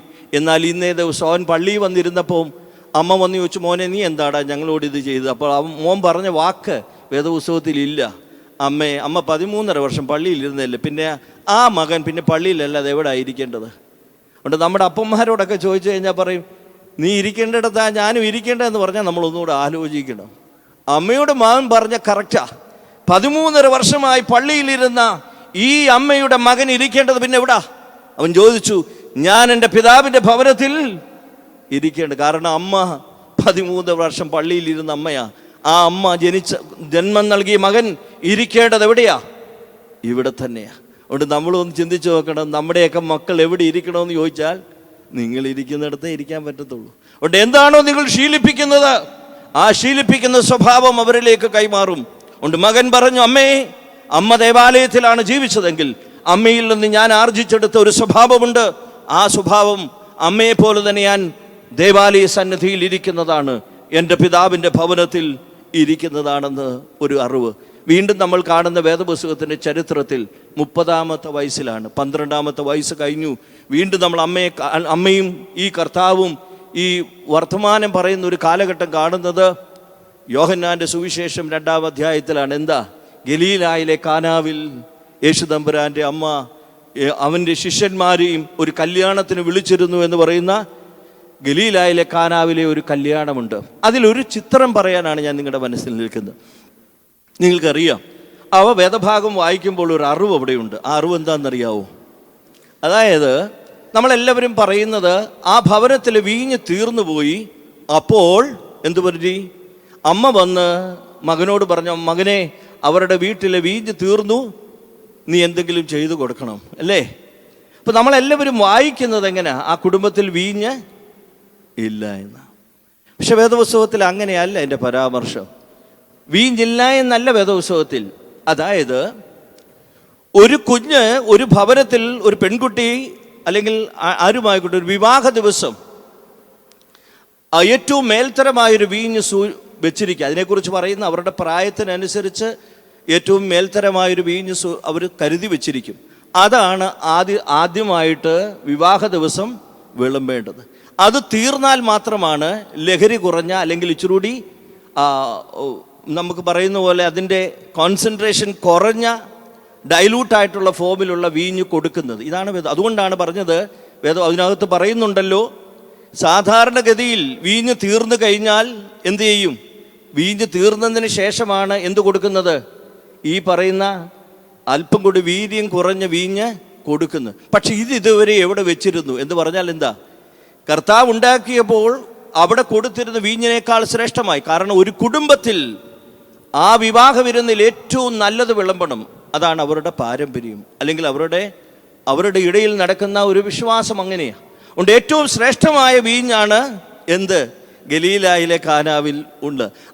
അവിടെ ഒരു കുഴപ്പം പറ്റി, ആ വീഞ്ഞ് തീർന്നുപോയി അല്ലേ? അപ്പോൾ എല്ലാവരും പറയും ആ വീടിനൊരു കുറവ് പറ്റി, ശ്രേഷ്ഠമായ വീഞ്ഞ് കുറഞ്ഞു, ബാക്കി വിളമ്പിയതല്ല ഏതാ? മേൽത്തരമായ വീഞ്ഞ് കുറഞ്ഞപ്പോൾ എളുപ്പമായ വീഞ്ഞാണ് എല്ലാവരും വിളമ്പിയെന്നൊക്കെ എല്ലാവരും സംസാരിക്കും. അതുകൊണ്ട് നിങ്ങൾ അറിഞ്ഞിരിക്കണം, വീഞ്ഞ് തീർന്നു എന്നുള്ളതല്ല, എളുപ്പമായ വീഞ്ഞുണ്ട്. പക്ഷെ എളുപ്പമായ വീഞ്ഞ് വിളമ്പിയാലുള്ള പ്രശ്നം ആ കുടുംബത്തിലെ ശ്രേഷ്ഠമായ വീഞ്ഞ്, മേൽത്തരമായ വീഞ്ഞ് കുറഞ്ഞു എന്നാണ്, ഇല്ല എന്ന അർത്ഥം. അപ്പോൾ അതൊരു കുടുംബത്തിൽ കടന്നു വന്നവർക്കല്ല അതൊരു പ്രയാസമാണ്. ഞങ്ങൾ ഈ കുടുംബത്തിൽ വന്നു, കല്യാണത്തിന് വന്നു, മേൽത്തരമായ വീഞ്ഞില്ല എന്ന് പറയുന്നത് തെറ്റാകിയാൽ, അതുകൊണ്ടാണ് അവിടെ പറയുന്നത് മേൽത്തരമായ വീഞ്ഞ് കഴിയുമ്പോൾ എളുപ്പമായ വീഞ്ഞ് കൊടുക്കുകയാണല്ലോ പതിവ്. പക്ഷെ ഇത് ഇതുവരെയും എവിടെ സൂക്ഷിച്ചു വെച്ചു? ദൈവം ഉണ്ടാക്കിയപ്പോൾ അതുവരെ കൊടുത്തത് മേൽത്തരമായ വീഞ്ഞിനേക്കാൾ ക്വാളിറ്റി കൂടിയത്. അപ്പോൾ അവർ ചോദിച്ചു, ഇതായിരുന്നല്ലോ കല്യാണത്തിന് വിളമ്പേണ്ടത്, ഇത്രയും നേരം ഈ വീഞ്ഞ് എവിടെ വെച്ചിരുന്നു എന്നൊരു ചോദ്യം വന്നത്. അപ്പം അതിൽ നിങ്ങൾ മനസ്സിലാക്കേണ്ടത്, എനിക്ക് ഇഷ്ടപ്പെട്ടത് അമ്മയുടെ ഒരു ചിത്രമാണ്. ആ കുടുംബത്തിൽ വീഞ്ഞില്ലാത്തതല്ല, പക്ഷെ ആ കുടുംബത്തെക്കുറിച്ച് സമൂഹം പറയും, അവർ വിവാഹത്തിന് ഞങ്ങളെ വിളിച്ചിട്ട് ശ്രേഷ്ഠമായതില്ല എന്ന് സമൂഹം അവരുടെ ഒരു കുറവ് പറയാതിരിക്കാൻ വീഞ്ഞില്ല എന്നുള്ളതല്ല. ആ ശ്രേഷ്ഠമായൊരു വീഞ്ഞ് വിവാഹ ദിവസം വിളമ്പേണ്ടതില്ല എന്ന് പറഞ്ഞ് സമൂഹം അവരെ തള്ളിക്കളയാതിരിക്കാൻ അമ്മ എന്ത് ചെയ്തു? ആ കുറവ് പരിഹരിക്കണമെന്ന് മകനോട് പറഞ്ഞു. ഞാൻ ചോദിക്കട്ടെ, നമ്മളൊക്കെ ആണെങ്കിൽ ഒരു കുറവ് ആരുടെയെങ്കിലും വീട്ടിലുണ്ടെങ്കിൽ നമ്മൾ എന്നെ പബ്ലിസിറ്റിയായി നമ്മുടെ വാട്സപ്പൊക്കെ ഇങ്ങനെ ചലിക്കും, ഫോണുകളെല്ലാം ഇങ്ങനെ ഓടും അല്ലേ? അമ്മ നമ്മളെ പഠിപ്പിച്ചു, ആരുടെയെങ്കിലും ഭവനത്തിലൊരു കുറവുണ്ടായാൽ ആ കുറവിനെ ഇല്ലാതാക്കുകയല്ല, ആ കുറവിനെ നിന്നെ കൊണ്ട് പരിഹരിക്കാൻ കഴിയുമോ എന്നതായിരിക്കണം നമ്മുടെ ചിന്ത. അമ്മ നമ്മളെ പഠിപ്പിക്കുന്നതാ. നീ ജീവിതത്തിൽ ആരുടെയെങ്കിലും കുറവുകൾ കാണുമ്പോൾ ആ കുറവുകളുണ്ട് എന്ന് ലോകത്തോട് വിളിച്ചു പറയാനല്ല, ആ കുറവ് പരിഹരിക്കാൻ നിനക്ക് കഴിയുമോ? അതുകൊണ്ട് അമ്മ നമ്മളെ പഠിപ്പിക്കുന്നു, എന്താ? ആരുടെയെങ്കിലും കുറവുകൾ വരുമ്പോൾ നിനക്കത് പരിഹരിക്കാൻ കഴിയും. അമ്മ പറഞ്ഞു, എനിക്ക് എൻ്റെ പുത്രനോട് പറഞ്ഞത് പരിഹരിക്കാൻ കഴിഞ്ഞതുപോലെ ആരുടെയെങ്കിലും കുടുംബങ്ങളിൽ, ആരുടെയെങ്കിലും ജീവിതത്തിൽ ഒരു കുറവുകൾ വരുമ്പോൾ ആ കുറവുകൾ ഉണ്ട് എന്ന് പറയുകയല്ല, അത് പരിഹരിക്കുവാൻ കഴിയുമോ എന്നതാണ് നമ്മുടെ മുമ്പിലെ ഒരു ചോദ്യം. അതുകൊണ്ട് കാനാവിലെ കല്യാണ വിരുന്നിൽ ഈ മഹത്തായ കാര്യമാണ് നമ്മൾ വായിക്കേണ്ടത്. എന്നാൽ വീണ്ടും നമ്മൾ കുരിശിൻ്റെ യാത്രയിലേക്ക് പോവുകയാണ്. കാരണം അതാണല്ലോ വീണ്ടുമുള്ളൊരു സംഭവം. അതിനു മുമ്പ് ഒരു സംഭവമുണ്ട്. യേശു ക്രിസ്തുവിനെ പറയുന്നുണ്ട്, അവൻ ഭൂതങ്ങളെ കൊണ്ട്, തലവനെ കൊണ്ട് ഭൂതങ്ങളെ പുറത്താക്കുന്നവനാണെന്നൊക്കെ പറഞ്ഞപ്പോൾ അമ്മ മകൻ്റെ അടുക്കൽ ചെന്ന് പറഞ്ഞു, മകനെ, ആരും നിനക്കില്ലെങ്കിൽ ഞാനുണ്ട് എന്ന് പറയുന്ന ചേർത്ത് പിടിക്കുന്ന ഒരു അമ്മ കൂടി വേദപുസ്തകത്തിലുണ്ട്. സമൂഹം അവരെ പറഞ്ഞു, ഇവൻ ഭൂതഗ്രസ്തൻ, ഭൂതങ്ങളുടെ തലവനെ കൊണ്ട് ഭൂതങ്ങളെ പുറത്താക്കുന്നു, ഇവന് ബുദ്ധിഭ്രമമുണ്ട് എന്നൊക്കെ ലോകം വിളിച്ചു പറഞ്ഞപ്പോൾ അമ്മ പറഞ്ഞു, മകനെ, ഞാനാണ് നിന്നെ പ്രസവിച്ചതെങ്കിൽ, എന്നിൽ നിന്ന് ജനിച്ചവനാണ് നീ എങ്കിൽ ഞാൻ നിന്നെ ചേർത്ത് പിടിക്കുന്നു എന്ന് പറയുന്ന അമ്മയുടെ ഒരു മുഖം നമ്മൾ മറന്നു പോകരുത്. എന്നാൽ അമ്മ നമ്മളോട് പറയുന്ന മറ്റൊരു കാര്യം എന്താണെന്നറിയാവോ? അമ്മ ഗോകുൽത്തായിലേക്ക് മകൻ പോകുമ്പോൾ അമ്മയും കൂടെ സഞ്ചരിച്ചു. ഗോകുൽത്തായിലേക്ക് പോകുമ്പോൾ അമ്മയും കൂടെ സഞ്ചരിച്ചു. അമ്മ ഇങ്ങനെ സഞ്ചരിച്ചു. അമ്മ നമ്മളോട് പറയുകയാണ്, ആ വേദനിക്കുന്ന ക്രിസ്തുവിനോടുകൂടി ഞാൻ നടന്നുവെങ്കിൽ ഇതുപോലെ ക്രിസ്ത്യാനിയായി ജീവിക്കുന്ന എല്ലാ മനുഷ്യരുടെ കൂടെയും അവരുടെ വേദനകളോടുകൂടി ഞാൻ സഞ്ചരിക്കും. അമ്മ നൽകുന്ന ഒരു പുതിയ അറിവാണ്. വേദനിക്കുന്ന ക്രിസ്തുവിനോടുകൂടി തൻ്റെ മകൻ ഗോകുൽഥായിലേക്ക് യാത്ര ചെയ്യുമ്പോൾ അമ്മ പുറകെ നടന്നു. എന്താ പഠിപ്പിച്ചത് നമ്മളെ? ആ വേദനിക്കുന്ന പുത്രനോടുകൂടി ഞാൻ സഞ്ചരിച്ചുവെങ്കിൽ ഇങ്ങനെ ജീവിക്കുന്ന ക്രിസ്ത്യാനി, ക്രിസ്തുവിന് വേണ്ടി ജീവിക്കുന്ന ഏത് ക്രിസ്ത്യാനി ഉണ്ടോ, അവൻ്റെ വേദനകളോടും അവൻ്റെ ദുഃഖങ്ങളോടും ചേർന്ന് സഞ്ചരിക്കുവാൻ ആരുണ്ട്? അമ്മയുണ്ട് എന്നുള്ളത് നമ്മൾ മറന്നു പോകരുത്. അമ്മ നമുക്ക് നൽകുന്ന ഒരു സന്ദേശമാണ്. വേദനിക്കുന്ന ക്രിസ്തു, ആ ക്രിസ്തുവിനോട് കൂടി കുരിശിലേക്ക് യാത്ര ചെയ്ത അമ്മ നമ്മളെ പഠിപ്പിക്കുകയാണ്, ഒരു ക്രിസ്തുവിനെ പോലെ നീ എപ്പോൾ ജീവിക്കുന്നുവോ അപ്പോൾ നിന്റെ ജീവിതത്തിൽ വേദനകൾ ഏറിയതുണ്ടാകും, ഏറിയ പ്രശ്നങ്ങൾ വരും. പക്ഷെ ആ പ്രശ്നങ്ങളിടയിൽ നിന്റെ കൂടെ ആര് സഞ്ചരിക്കും? അമ്മ മറിയം സഞ്ചരിക്കുമെന്ന്. അവിടെയും തീരുന്നില്ല. അമ്മ നമ്മളെ ഒരു വലിയ കാര്യം പഠിപ്പിച്ചു. എന്താണെന്നറിയോ? അമ്മ കുരിശിൻ്റെ ചുവട്ടിൽ ചെന്ന് 6 മണിക്കൂറോളം കർത്താവ് ക്രൂശിൽ കിടന്നു. അമ്മ ദൂരെ നിന്ന് മകനെ നോക്കി. എന്താ പഠിപ്പിച്ചെന്നറിയാവോ? നമ്മളൊക്കെ പള്ളിയിൽ വന്നിട്ട് പറയും, അച്ഛാ ചുമ്മാതിരിക്കുന്നത് എങ്ങനെയാ? അമ്മ പറഞ്ഞു, നിങ്ങൾ ദേവാലയത്തിൽ ചെല്ലുമ്പോൾ അവിടെ ആരാധനയില്ലായിരിക്കാം, പ്രാർത്ഥനയില്ലായിരിക്കാം, പക്ഷെ ക്രൂശിതനായ ഒരു ക്രിസ്തു അവിടെ കിടപ്പുണ്ട്. നിനക്കും എനിക്ക് വേണ്ടി കാൽവറിയിൽ മരിച്ച നമ്മുടെ രക്ഷകനായ ദൈവത്തെ അമ്മ പറഞ്ഞു 6 മണിക്കൂർ നേരം ഞാൻ ഗോകുൽഥായുടെ അടിവാരത്തിൽ നിന്നുകൊണ്ട് ആ മകനെ നോക്കിക്കൊണ്ടിരുന്നു. അതെന്താ നമ്മളെ പഠിപ്പിച്ചത്? പള്ളിയിൽ വന്ന് നിങ്ങളൊക്കെ ധ്യാനിച്ചിരിക്കുന്നില്ലേ?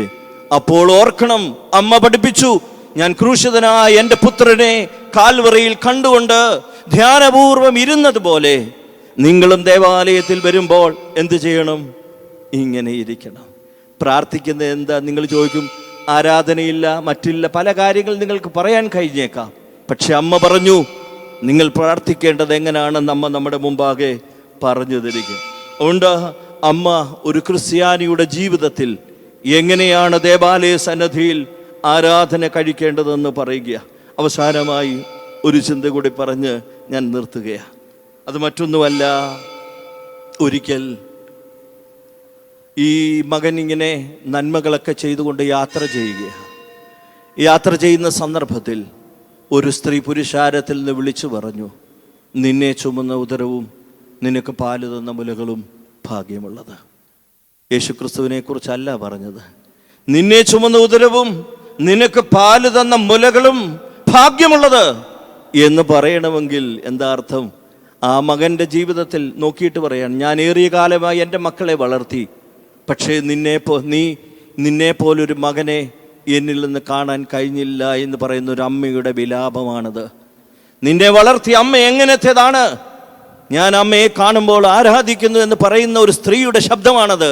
അതുകൊണ്ട് നമ്മൾ ചിന്തിക്കണം, നിങ്ങളെക്കുറിച്ച് കാണുമ്പോൾ അമ്മ പറയുന്നു, നിന്നെ ചുമന്ന ഉദരവും നിങ്ങളുടെ മക്കളെ കാണുമ്പോൾ ലോകം വിളിച്ചു പറയണം, നിന്നെ ചുമന്ന ഉദരവും നിനക്ക് പാല് തന്ന മുലകളും ഭാഗ്യമുള്ളതെന്ന് ലോകത്തിന് പറയാൻ കഴിയുന്നെങ്കിൽ അതാണ് അമ്മയ്ക്ക് നമ്മൾക്ക് കൊടുക്കാവുന്ന മടക്കിയുള്ള ഒരു വലിയ വിശുദ്ധിയുടെ അടയാളം. അമ്മയ്ക്ക് തിരികെ കൊടുക്കുവാനുള്ള അടയാളമാണ് ഞാൻ പറഞ്ഞത്.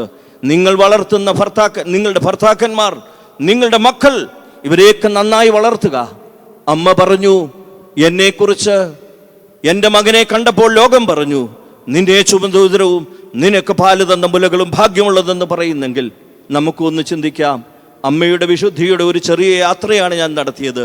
ആ യാത്രയുടെ അന്ത്യത്തിലെ ചോദ്യം ഇതാണ്, നിങ്ങളുടെ മക്കളെ കാണുമ്പോൾ ലോകത്തിന് അമ്മ പറയുന്നു, ഇങ്ങനെ പറയാനുള്ളൊരു ഭാഗ്യം നിങ്ങൾക്കുണ്ടാക്കിയെടുക്കാൻ കഴിയുന്നെങ്കിൽ അതാണ് അമ്മയുടെ വലിയ പെരുന്നാളുകൾക്കൊക്കെ നമുക്ക് കൊടുക്കാവുന്ന സംഭാവന.